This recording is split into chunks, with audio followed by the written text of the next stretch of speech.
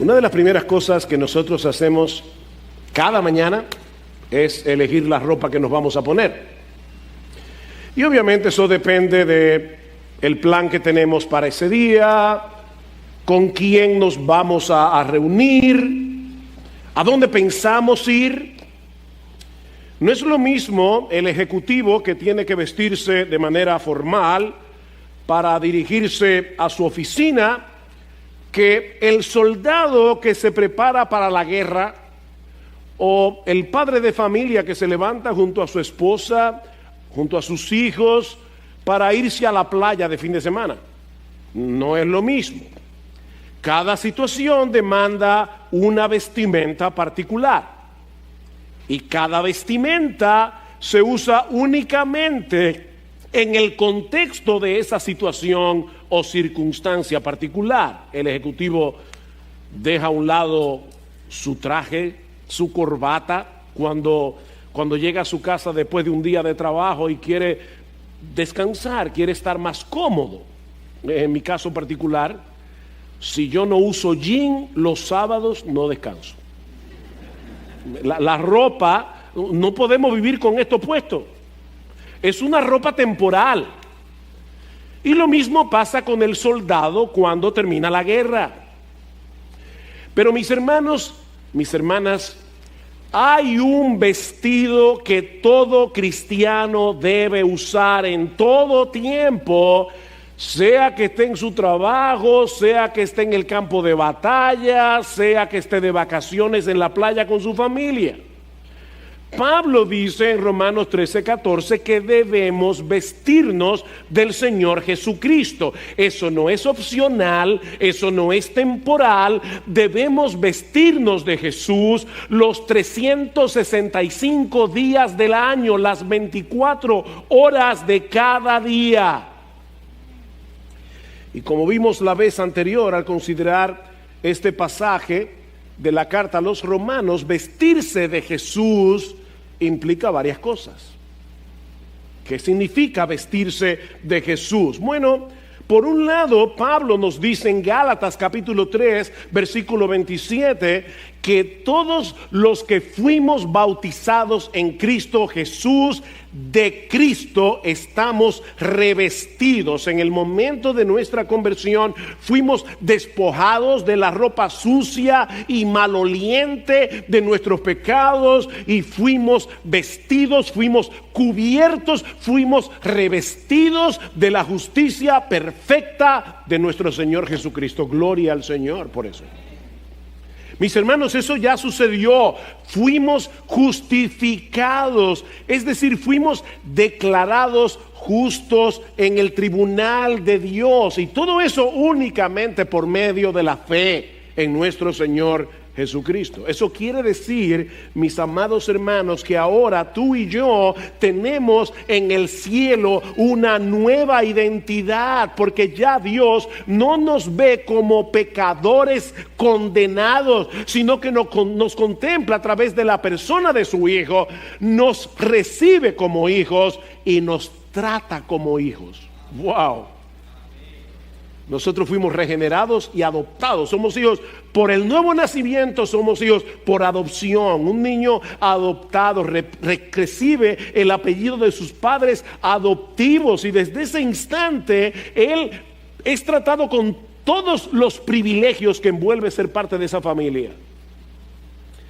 Bueno, mis hermanos, eso es exactamente lo que ocurre cuando una persona viene a Cristo en arrepentimiento y fe. El Dios del cielo ahora nos ve en su Hijo y nos invita a hacer uso de todos los privilegios, de todos los beneficios espirituales que conlleva el hecho de tener esa nueva identidad. Recuerden el texto de Colosenses que leímos hace un momento, Colosenses capítulo 3, versículos 1 al 4. Si habéis pues resucitado con Cristo, buscad las cosas de arriba donde está Cristo sentado a la diestra de Dios. Poned la mira en las cosas de arriba, no en las de la tierra. ¿Saben por qué? Porque habéis muerto. La persona que tú eras Desde tu nacimiento, antes de venir a Cristo, esa persona ha muerto y vuestra vida está escondida con Cristo en Dios. Cuando Cristo, nuestra vida, sea manifestado, entonces vosotros también seréis manifestados con Él en gloria. Cristo es ahora nuestra vida. Ya estamos cubiertos de Él. Pero el Nuevo Testamento también nos exhorta a vestirnos de Jesús. O sea, ya fuimos vestidos de Jesús en la justificación. Ahora debemos vestirnos de Jesús en la santificación progresiva. ¿Qué quiere decir eso? Que ahora debemos vivir conforme a lo que somos en Cristo. Y eso es precisamente lo que vamos a ver en los versículos 12 al 14 de Colosenses capítulo 3. Usando de nuevo la imagen de la vestimenta, lo que Pablo nos dice en ese pasaje es que debido a nuestra nueva identidad en Cristo, ahora debemos revestirnos de la conducta y el carácter que corresponden con esa nueva identidad. Un comentarista lo explica con este ejemplo. Si un hombre está vestido con un smoking y una mujer está con un vestido largo y trae puestos unos tacones, unos zapatos con tacones, esto tiene un efecto en su comportamiento.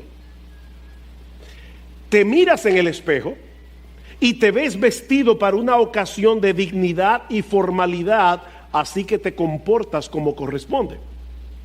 Si lo olvidas y te mueves como si estuvieras vestido con tu ropa de correr, te verás como un tonto, aparte de que seguramente vas a arruinar tu ropa. ¿No es así? En la historia dominicana hay una escena, y lamentablemente yo pasé por las aulas hace muchos años de bachillerato y no recuerdo todavía quién es el general, pero hubo un general dominicano que atacó la ciudad de Santo Domingo. Increíblemente. Y venía desde Santiago, precisamente. No es que tenga nada con Santiago, pero venía de Santiago. El tema es que él le prometió a toda la turba que venía con él que ellos iban a poder saquear. Él andaba con un montón de, bueno, en buen dominicano, de tigres. Pero cuando se acercaban a la ciudad de Santo Domingo, este hombre tuvo temor por los saqueos que podían provocarse. ¿Y saben lo que hizo? Le puso zapatos. Esa gente no estaba acostumbrada, eran campesinos, no estaban acostumbrados a usar zapatos. Estoy hablando del siglo XIX. ¿Y saben qué pasó? Los zapatos los controló. Se sentían raros.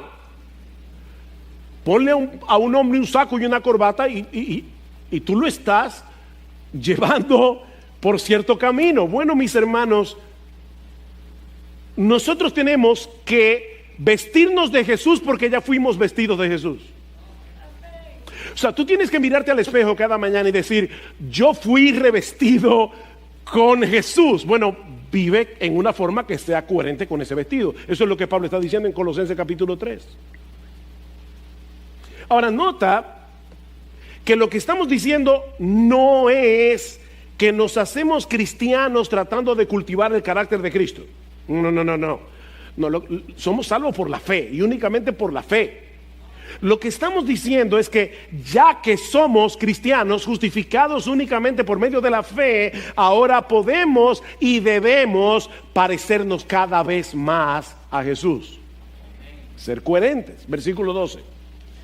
Entonces, como escogidos de Dios, santos y amados, revestidos de tierna compasión, bondad, humildad, mansedumbre, etcétera, etcétera. Como escogidos de Dios. Fuimos escogidos de Dios. ¿Para qué? Efesios 1, para ser santos.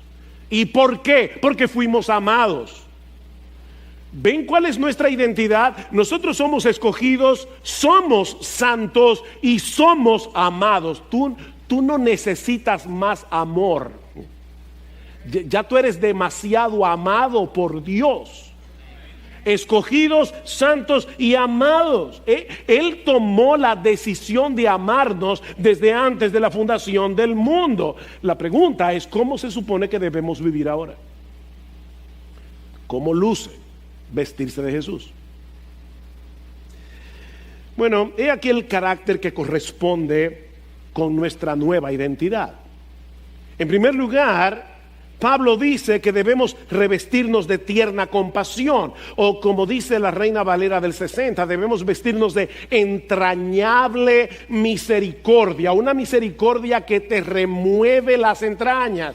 Mis hermanos, si tú te vistes de Jesús, si tú eres coherente con lo que ahora tú eres en Cristo, cada mañana debes vestirte de tierna compasión, de entrañable misericordia.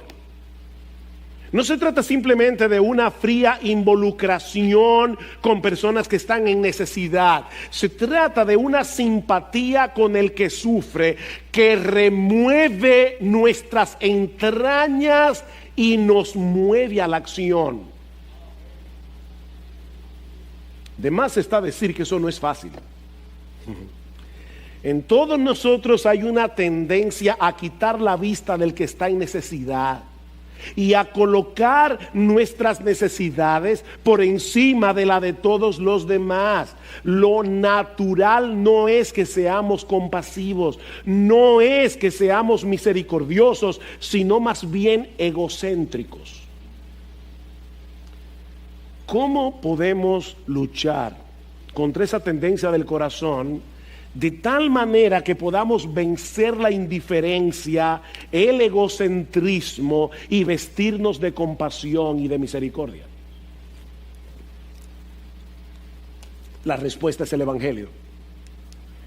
El Evangelio.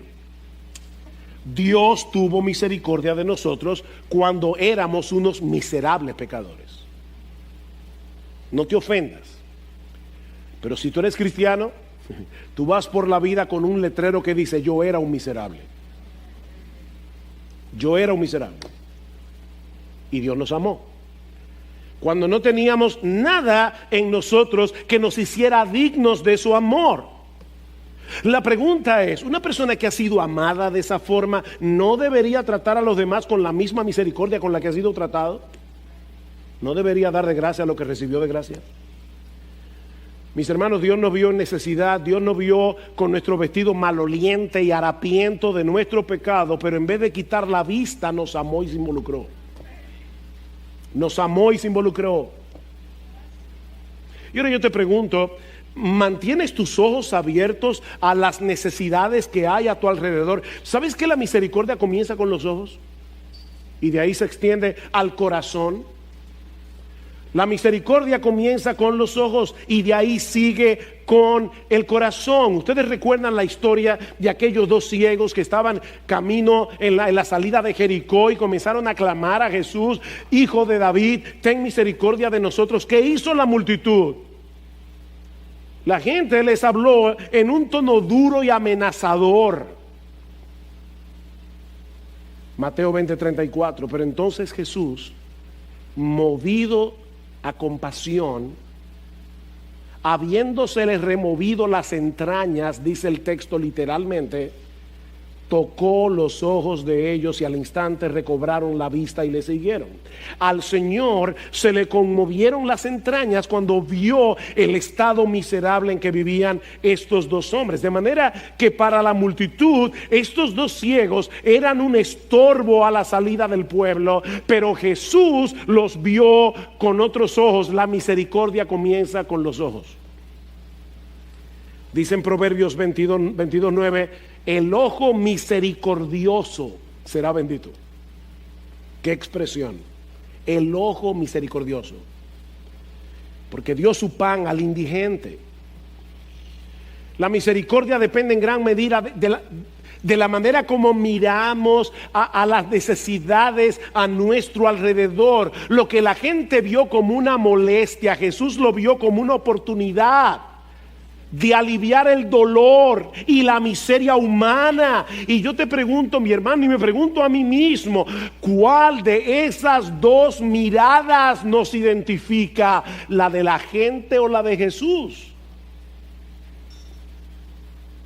¿Contemplas las necesidades de otros a la luz del Evangelio, a través de lo que Dios hizo por ti al precio de la vida de su Hijo cuando estabas en la miseria de tu pecado? Al despertarnos cada mañana, y de hecho yo te sugiero que tomes Colosenses, no es una orden, pero te sugiero que tomes Colosenses capítulo 3, versículo 12, y lo pongas en el espejo de tu baño, para que lo veas cada mañana cuando te estés arreglando para salir. Cada mañana debemos recordar nuestra nueva identidad en Cristo y pedirle a Dios en oración que nos ayude a vestirnos de la entrañable misericordia de Jesús. Hazme ver, Señor, al mundo como tú. Esto es algo que debemos hacer intencionalmente cada día. Pero en segundo lugar, dice Pablo que debemos vestirnos de bondad.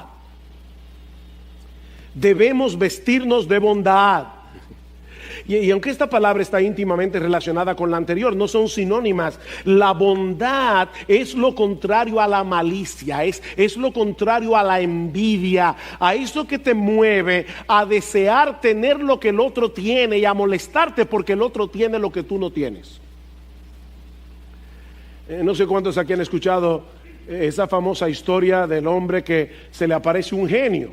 El genio, no sé si de la lámpara, pero se le aparece un genio y le dice: mira, pídeme un deseo que te lo voy a conceder. Uno solo, pero eso sí, tienes que entender que lo que tú me pidas, tu vecino recibirá el doble. Si me pides un yate, a tu vecino le voy a dar 2. Si me pides $1,000,000, a tu vecino le voy a dar 2. Todo lo que tú me pidas, tu vecino recibirá el doble. Qué difícil. La envidia. Finalmente el tipo le dijo: déjame tuerto. O sea, es increíble. O sea, yo no quiero que el otro tenga más que yo. Bueno, la benignidad, la bondad es esa buena disposición del corazón que nos lleva a procurar lo bueno para nuestro prójimo. El hombre bondadoso disfruta viendo el bienestar del otro. Y aún está dispuesto a sacrificar sus intereses personales para que ese fin sea cumplido. El amor es paciente, sufrido. El amor es benigno, bondadoso. ¿Y quién es nuestro ejemplo? Jesús. Es vestirse de Jesús. Mis hermanos, en el capítulo 12 de la carta a los Hebreos, dice el autor que por el gozo puesto delante de él, Cristo sufrió la cruz. O sea, el Señor estaba sufriendo, pero había un gozo delante de él. ¿Y cuál era ese gozo? Bueno, en primer lugar, obedecer a su Padre. Mi comida es hacer la voluntad del Padre. Pero en segundo lugar, tu salvación y la mía. Ese era el gozo de Jesús. Saber que su sufrimiento iba a traer como resultado nuestra salvación. Dice en Isaías capítulo 53, estoy leyendo aquí de la Reina Valera: verá el fruto de la aflicción de su alma y quedará satisfecho. ¿Y cuál es el fruto de la aflicción de su alma? Por su conocimiento justificará mi siervo justo a muchos y llevará las iniquidades de ellos. El gozo de Jesús fue sufrir tu iniquidad y la mía, el castigo que tú y yo merecíamos por nuestros pecados. Por el gozo puesto delante de él sufrió la cruz. Mis hermanos, debemos meditar continuamente, intencionalmente, en la benignidad de Jesús para con cada uno de nosotros, de manera que podamos revestirnos de esa bondad cada día. Y déjame darte un consejo: comienza por tu casa, con tu esposa, comienza por ahí, con tu esposo, comienza con tus hijos. De ahí te extiendes hacia los demás, pero comienza por tu casa. ¿Puede decir tu esposa que tú eres un hombre bondadoso? Mi hermana, ¿puede decir tu esposo que tú eres una mujer bondadosa? ¿Pueden decir tus hijos que ustedes son padres bondadosos? Resuman bondad. aún con vuestros enemigos. Si tu enemigo tuviera hambre, dale de comer. Si tuviera sed, dale de beber. Deja la ira a la justicia de Dios. Procura tú hacer el bien. En tercer lugar, debemos vestirnos de humildad. Debemos vestirnos de humildad. La humildad es esa actitud de la mente que nos lleva a vernos tal cual somos, pecadores salvados por la gracia de Dios en Cristo, y a reaccionar en consecuencia. Hemos dicho esto otras veces, pero hay personas que en oración reconocen lo que sea. Señor, tú sabes que yo soy un gusano, pero hay del que me trate como un gusano. Por fin, ¿qué es lo que tú eres? Es verte como lo que tú eres sin la gracia y actúa en consecuencia. La humildad no se trata de pensar que no podemos hacer nada bien. Hay personas que confunden la humildad con decir, yo no sé nada, yo no puedo hacer nada, yo soy un cero a la izquierda. No, Dios te dio dones y tú puedes reconocer que tienes los dones que Dios te dio. Ese no es el problema. La humildad consiste en el hecho de estar consciente de que todo lo que somos y todo lo que seamos capaces de hacer y que sea beneficioso para la expansión del reino de Dios, nos fue dado por Él de pura gracia. Por la gracia de Dios soy lo que soy, dice Pablo en 1 Corintios capítulo 15 versículo 10, y su gracia no ha sido en vano para conmigo. Antes bien, dice Pablo, yo he trabajado más que todos los apóstoles juntos. Ay, qué orgulloso. No, espérate. No soy yo, es la gracia de Dios en mí. Eso es humildad. ¿Qué tú tienes que tú no hayas recibido? Y si lo recibiste, 1 Corintios 4:7, ¿por qué te glorías como si no lo hubieras recibido? Lo contrario a la humildad es el orgullo y el egocentrismo. El hombre orgulloso no solo piensa que es mejor que los demás, sino que también quiere que todo el mundo gire en torno a él. Sus necesidades, sus demandas, sus problemas, sus deseos. Eso es lo contrario a ser humilde. Me chocó esta cita de C.S. Lewis, el autor de las Crónicas de Narnia. Él dice que el infierno debe ser representado como un estado en el que todo el mundo está perpetuamente pendiente de su propia dignidad y de su propio enaltecimiento, en el que todos se sienten agraviados y en el que todos viven controlados por la envidia, la presunción y el resentimiento. ¡Wow! Una persona que viva así ya comenzó a sufrir el infierno en la tierra. El orgullo es radicalmente opuesto al carácter de Jesús. Él era el más grande, se humilló hasta lo más bajo. El rey se hizo siervo. ¿Recuerdas el aposento alto? Llegan los discípulos a celebrar la Pascua. Ahí estaba la palangana llena de agua, ahí estaba el paño, pero ninguno de ellos se paró a lavar los pies de los demás. ¿Quién se paró a lavar los sucios pies de los discípulos? El único en esa habitación que merecía ser reverenciado con el rostro puesto en tierra, nuestro glorioso, majestuoso, bendito, hermoso, exaltado Señor y Salvador Jesucristo. Pero fue Él que lavó los pies de los discípulos. Y luego fue a la cruz a morir como un criminal.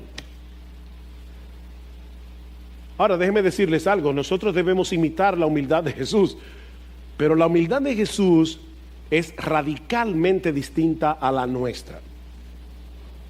Porque Él, siendo el más grande, voluntariamente se humilló hasta lo más bajo. En el caso nuestro, la humildad simplemente consiste en ponernos en nuestro lugar. No tenemos que descender.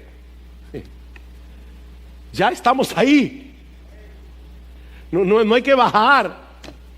Mi hermano, al levantarte cada mañana, recuerda lo que eres y lo que mereces sin la gracia de Dios, y pídele en oración que te ayude a vivir en consecuencia. Nunca olvides que en el reino de Dios solo se sube bajando. Dios resiste a los soberbios. Él da gracia a los humildes. En cuarto lugar, debemos vestirnos de mansedumbre. Y debo aclarar de entrada que esa virtud no tiene nada que ver con la debilidad de carácter o con la falta de convicciones. De Moisés dice la Biblia que él era el hombre más manso de la tierra, pero no solo se opuso a la ira de Faraón porque tenía la convicción de que Dios estaba con él, se sostuvo como viendo al invisible, dice en Hebreos capítulo 11, sino que durante 40 años este hombre tuvo que guiar por el desierto a un pueblo rebelde y duro de corazón. 40 años. Ahora, ningún otro ejemplo de mansedumbre puede sobrepasar al de nuestro Señor Jesucristo.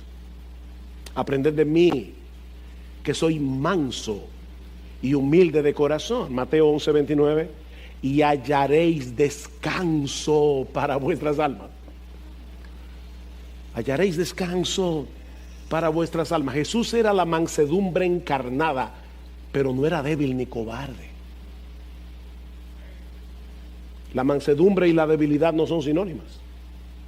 Alguien define la mansedumbre como poder bajo control. Poder, no debilidad, pero bajo control. Proverbios 16:32. Mejor es el que tarda en airarse que el fuerte, y el que se enseñorea de su espíritu que el que toma una ciudad. El que se enseñorea de su espíritu, poder bajo control. Este hombre controla su temperamento, controla su molestia, controla el deseo inicial que él siente de devolver mal por mal. No es que él no puede hacerlo, es que no lo hace. Es que él decide no hacerlo. Él tiene moneda para devolver. Usted ve esa gente que no se quedan callados, que todo tiene que devolverlo. Como el hombre que le dice a su esposa: déjame decirte una cosa, tus ladridos me entran por este oído y me salen por el otro. Y ella inmediatamente le dice: claro, porque no tienen nada en la cabeza. Hay gente que son rápidas. O sea, no es que tú eres tonto y no sabes qué decir, es que tú decides callarte la boca. Eso es mansedumbre. Proverbios 25:28, a la inversa. El hombre cuyo espíritu no tiene riendas es como una ciudad derribada y sin muros. O sea, lo que está diciendo Proverbios aquí es que este hombre no tiene ninguna protección contra la provocación. No tiene protección contra el maltrato. ¿Qué nos capacita para actuar con mansedumbre? Bueno, depender del Espíritu, mirar continuamente a Jesús en la Escritura, viendo su gloria, somos transformados de gloria en gloria en la misma imagen, como por el Espíritu, depender del Espíritu, mirar a Jesús en la Escritura,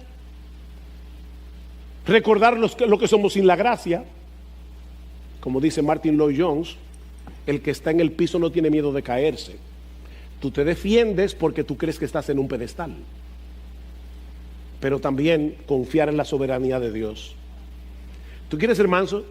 Confía en la soberanía de Dios. Nuestro Dios está en control. Y eso significa que tú y yo no estamos en control.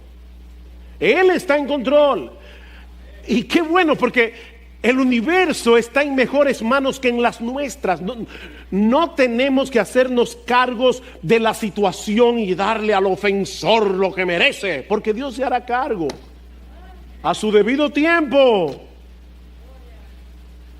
Así que debemos vestirnos de compasión, entrañable misericordia, debemos vestirnos de bondad, debemos vestirnos de humildad, debemos vestirnos de mansedumbre, debemos vestirnos de paciencia, dice Pablo. Y esta palabra puede ser traducida como capacidad de aguante. En la época cuando se iba mucho la luz, bueno, aquí todavía se va la luz, pero nosotros vivíamos en un lugar donde se iba mucho la luz y teníamos un inversor. El problema es que nosotros comprábamos fusibles de bajo amperaje y se quemaban rápido. Bueno, lo que esta palabra significa es un fusible de mucho amperaje. Aguanta electricidad o 20 y no se quema. Capacidad de aguante. Transmite la idea de una persona que rehúsa dejarse controlar por la ira, por el deseo de venganza, sin importar cuánto sea provocado ni por cuánto tiempo. En ese sentido, está muy relacionada con la mansedumbre. Yo creo que la paciencia es una de esas virtudes que casi todo el mundo reconoce que necesita. ¿No es así? Yo le pregunto a la gente, ¿qué tú necesitas más? Paciencia. No mansedumbre, paciencia. Y también mansedumbre. El problema es que no sabemos cómo yo puedo crecer en paciencia. Bueno, la clave está otra vez en meditar continuamente en la paciencia que Jesús tiene contigo. La paciencia de Jesús. Otra vez, viendo su gloria en la palabra, somos transformados de gloria en gloria.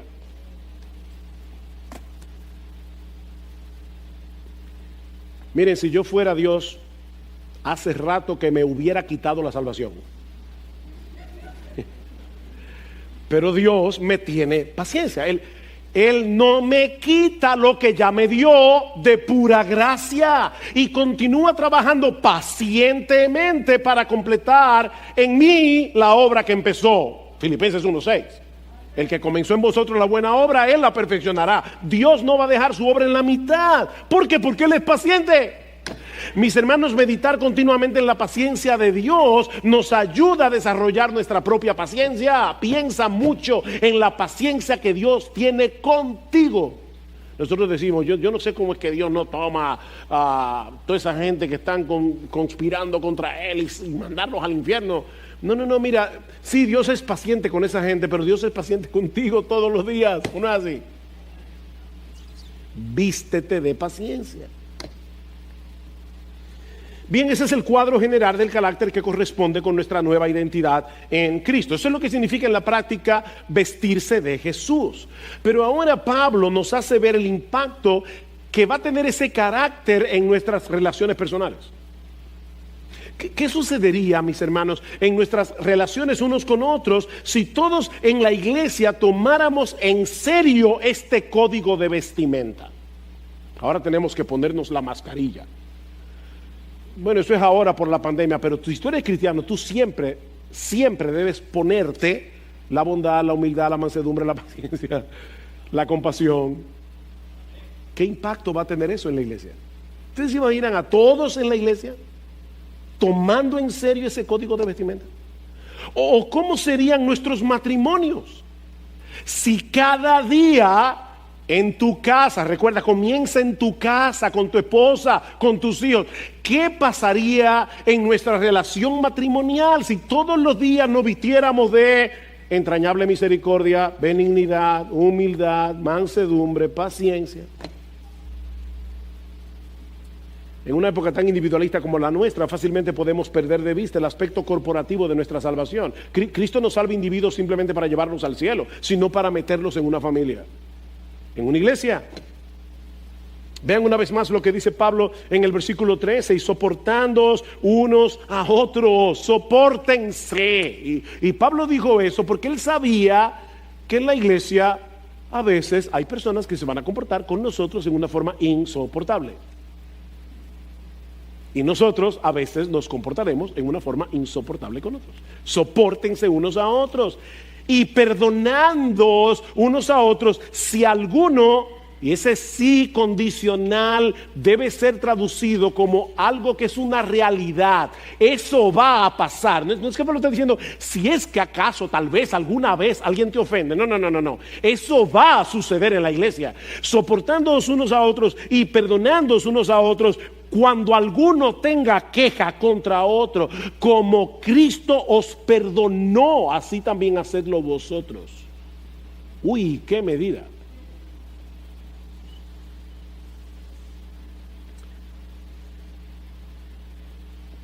Nosotros vamos a tener problemas en la iglesia. La iglesia no es una sociedad perfecta donde no hay problemas. La diferencia es que ahora nosotros podemos lidiar con esos problemas de una manera muy distinta a como el mundo resuelve sus conflictos. Muy diferente. No solo tenemos los recursos que necesitamos para soportarnos unos a otros y para perdonarnos unos a otros, sino que también tenemos el ejemplo más impresionante que podemos imitar y la motivación más poderosa para hacerlo. Ejemplo y motivación de la manera que Cristo os perdonó. Así también hacedlo vosotros. ¿Y cómo fue que Cristo nos perdonó? Bueno, su perdón fue total e inmerecido, fue de pura gracia. De hecho, la palabra que se traduce en nuestras Biblias como perdonar, charizomai, se deriva de la palabra charis, que significa gracia. Es un perdón que eso nos fue dado de gracia. ¿Sabes lo que eso significa en la práctica, mi querido hermano y hermana? Que no debemos concentrarnos, no debemos enfocarnos en la ofensa del ofensor, sino en esa bendita gracia de Dios por la cual fuimos perdonados a pesar de todas nuestras ofensas. O sea, cambia el cassette, no es lo que me hizo, no, es lo que tú le hiciste a Dios y le sigues haciendo todos los días cada vez que tú pecas. Recuerda lo que somos, escogidos, santos y amados. Esa es nuestra nueva identidad. Y eso tiene que impactar nuestra relación con los demás, sobre todo cuando estamos en medio del conflicto. Quítense de vosotros toda ira, enojo, gritería, maledicencia, toda malicia. Antes bien sed benignos unos con otros, perdonándoos unos a otros, como Dios también os perdonó a vosotros en Cristo. Efesios capítulo 4, versículo 31-32. Y luego en el capítulo 5, versículo 1 dice: andad en amor como vosotros como ustedes fueron amados por Dios. Andad en amor. Cristo se entregó, ofrenda agradable a Dios. ¿Qué precio para que Dios pudiera perdonarnos? El perdón de Dios costó la muerte de Jesús, el Dios encarnado. Y ahora Pablo nos está diciendo en ese texto de Efesios, ese es el ejemplo que ustedes deben imitar.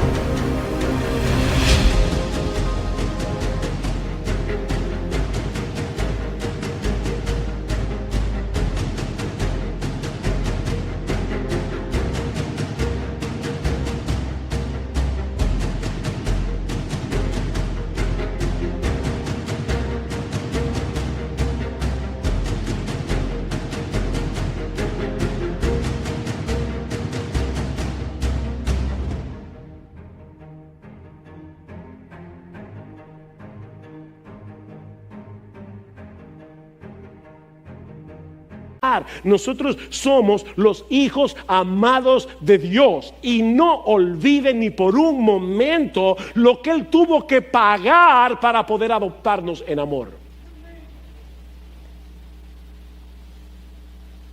Somos escogidos, santos y amados.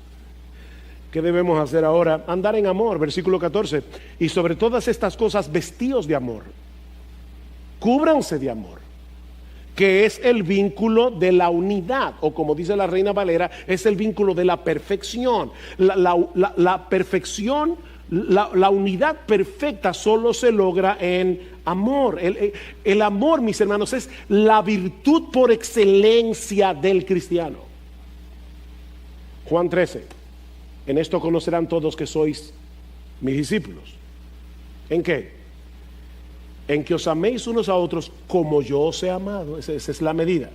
Como un nuevo mandamiento os doy, que os améis unos a otros como yo os he amado. Y en eso el mundo va a conocer que ustedes son cristianos. Primero los Corintios capítulo 13, versículo 13. Ahora permanecen la fe, la esperanza y el amor. Estos tres, pero el mayor de ellos es ¿cuál? El amor. Primero los Corintios capítulo 16, versículo 14. Haced todas vuestras cosas con amor. Wow, ¿tú te imaginas eso? Tú te levantas por la mañana y recuerdas: yo voy a hacer muchas cosas en este día. Todo lo que yo haga, desde cosas tan triviales como limpiar la casa, organizar las gavetas, hacer la comida, como hacer una operación de corazón abierto. Haced todas vuestras cosas con amor. No vivan por inercia, no vivan en automático, sean intencionales. Señor, yo quiero en esto que voy a hacer, sea grande o sea pequeño, quiero mostrar tu amor. Gálatas capítulo 5 versículo 22. El fruto del Espíritu es amor. Gozo, paz, paciencia, benignidad, bondad, fe, mansedumbre, dominio propio. Pero es la primera característica del fruto del Espíritu es amor. Es el amor lo que mantiene la cohesión de la iglesia. Porque eso es lo que hace posible que nosotros seamos compasivos, benignos, humildes, mansos, pacientes. Sin amor, eso es imposible. En otras palabras, es el amor, mis hermanos, lo que nos hace cada vez más semejantes a Jesús. Es por eso que Pablo, en el texto de Romanos 13:14, simplemente dice: vístanse de Jesús, y ya no añade nada más. Vístete de Jesús, y eso es suficiente. Porque Él es la encarnación de todas las virtudes y más de las que Pablo menciona en Colosenses 3. Cristo es el todo y en todos. Él es el modelo y Él es el motor. Él es el modelo y el motor que nos impulsa a desarrollar ese carácter distintivo.